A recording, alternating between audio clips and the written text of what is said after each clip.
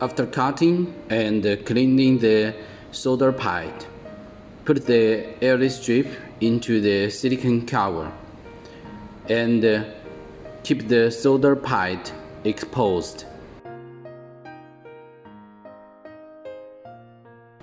Then press the strip inside the base of the connector and cover the lid. Then fix the 4 screws, both on the side and on the top.